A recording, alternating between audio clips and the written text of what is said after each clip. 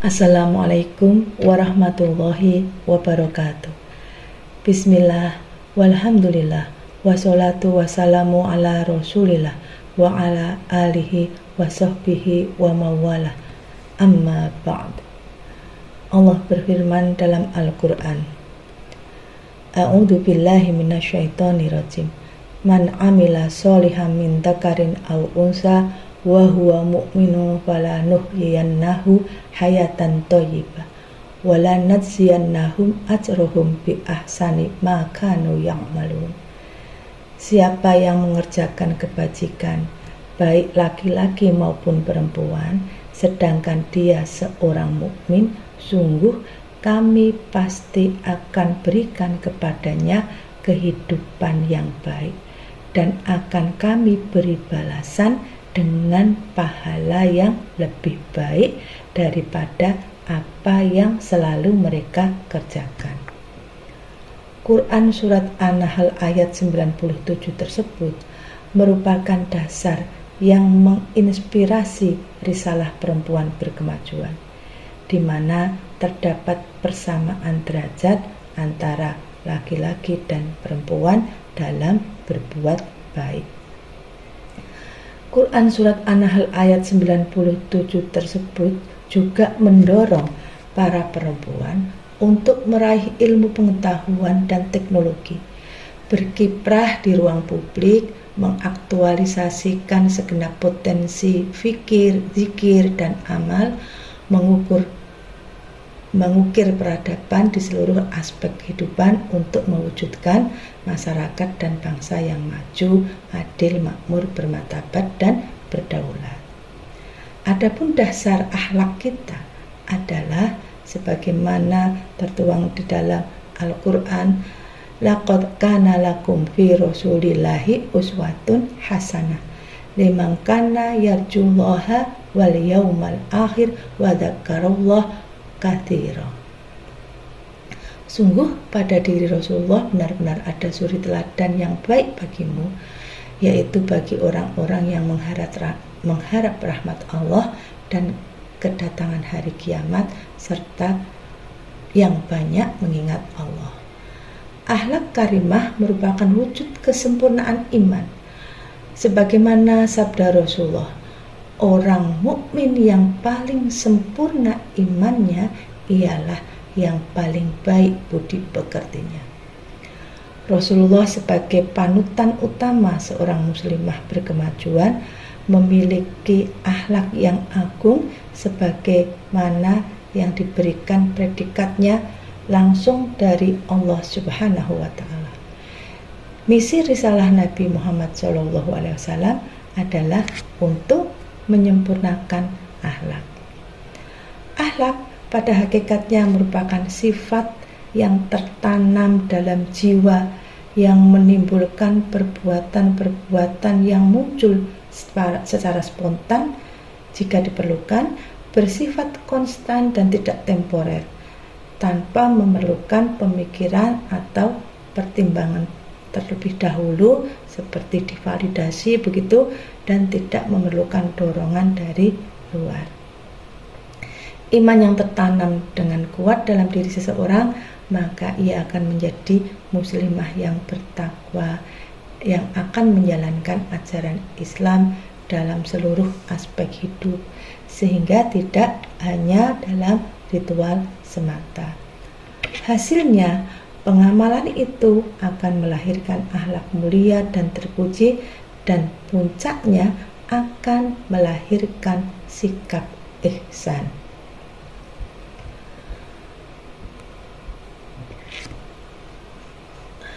Dimensi akhlak mencakup 3 aspek. Yang pertama adalah akhlak vertikal kepada Allah, akhlak internal kepada diri sendiri, dan akhlak horizontal kepada keluarga, masyarakat, berbangsa, lingkungan, dan sebagainya. Allah berfirman dalam Quran Surat Al-Baqarah ayat 83, Wa id akhadna mitsaqa bani Israila la ta'buduna illallah wa bil walidaini ihsana wa dzil qurba wal yatama wal masakin wa qulu lin nasi husna wa aqimis shalah wa atuz zakah tsumma tawallaitum illa qalila minkum wa antum muqridun. Ingatlah ketika kami mengambil perjanjian dengan Bani Israel, janganlah kamu menyembah selain Allah, dan berbuat baiklah kepada kedua orang tua, kerabat, anak yatim, dan orang miskin. Selain itu, bertutur katalah yang baik kepada manusia. Laksanakan sholat dan tunaikan zakat. Akan tetapi kamu berpaling mengingkarinya kecuali sebagian kecil darimu, dan kamu masih menjadi pembangkang.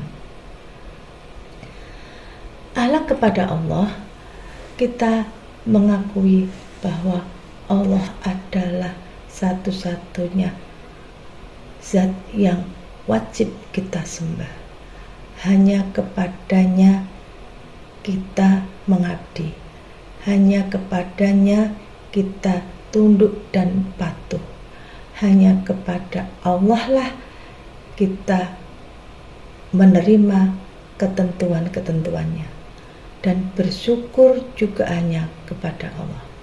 La in syakartum la azidanakum wa la in kafartum inna adzabi lasyadid. Ikhlas dengan segala keputusan Allah dan penuh harap hanya kepada Allah. Berdoa, bermohon atas segala hal yang terjadi pada diri kita, memohon pertolongan, ud'uni astajib lakum.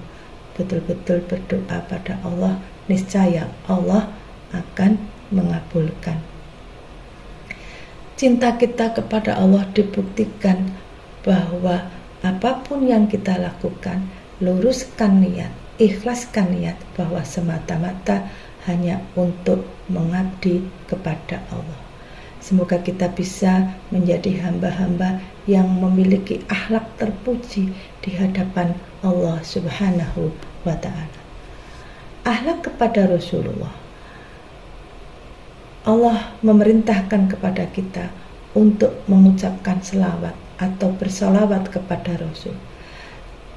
Bersolawat tentu diucapkan secara verbal, tapi di samping itu juga mengikuti, menghidupkan sunnah-sunnah Rasul, melaksanakan semua yang dituntunkan oleh Rasulullah Shallallahu Alaihi Wasallam, sehingga kita patut mengikuti dan bahkan wajib menghormati segala tuntunan Rasul, menghormati pewaris-pewaris Rasul, serta mempercayai berita-berita yang datangnya dari Rasul Muhammad Shallallahu Alaihi Wasallam. Dimensi yang kedua yaitu akhlak internal, di mana akhlak internal ini adalah akhlak kepada diri kita sendiri dalam memenuhi kebutuhan lahir maupun dalam kebutuhan batin. Kebutuhan lahir termasuk akhlak dalam memenuhi kebutuhan makan, minum, kesehatan, berbusana, dan sebagainya. Itu kebutuhan lahir kita.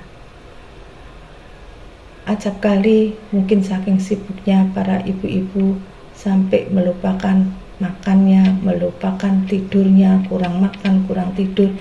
Itu maknanya kita tidak memiliki akhlak yang bagus terhadap diri kita sendiri. Jangan sampai kita menjadi orang yang mendolimi diri sendiri dengan tidak memperhatikan akhlak terhadap diri sendiri. Demikian juga kebutuhan batin, termasuk akhlak dalam memenuhi kebutuhan jiwa, pikiran, akhlak dalam bekerja, dan sebagainya. Untuk itu, keseimbangan memperlakukan diri secara lahir dan batin menjadi sebuah keniscayaan yang harus kita lakukan agar kebutuhan akhlak kita atau akhlak kita terhadap diri kita untuk mencapai ketenangan lahir batin, bisa menjadi bekal untuk terus mengabdikan diri kepada Allah Subhanahu wa Ta'ala. Yang ketiga adalah akhlak pada keluarga. Ku anfusakum wa ahlikum. Bahwa menjaga diri dan keluarga adalah keniscayaan. Menjaga keluarga dari perbuatan-perbuatan yang tidak diridhoi Allah. Menjaga keluarga untuk tetap utuh. Menjaga keluarga menjadi keluarga yang sakinah, mawaddah, warahmah. Itu menjadi keniscayaan. Untuk itu kita semua semoga diberikan kekuatan dalam membangun keluarga yang sakinah, mawaddah, warahmah. Akhlak terhadap sesama. Betapapun kasih sayang, bersikap membela, bersikap adil, membantu sesama, itu adalah tuntunan akhlak yang sangat mulia yang dituntunkan oleh Allah dan Rasul-Nya. Bersikap jujur, sidik, amanah, fatona, bersikap tidak sombong dan angkuh, itu merupakan akhlak yang mungkin terjadi sehari-hari yang bisa jadi kita tidak sadar menyakiti sesama. Semoga kita bisa introspeksi agar kita benar-benar menjadi hamba-hamba yang dapat mencintai sesama, berkasih sayang kepada sesama. Dan terakhir, bahwa apa kemudian konsekuensi ketika kita telah melakukan akhlak-akhlak yang baik tadi, yaitu Allah menjanjikan di surat Ar-Rahman ayat 60, hal jazaul ihsani ilal ihsan, tidak ada balasan kebaikan kecuali kebaikan pula. Nasrun minallah wal fathun qarib wa basyiril mu'minin. Wassalamualaikum warahmatullahi wabarakatuh.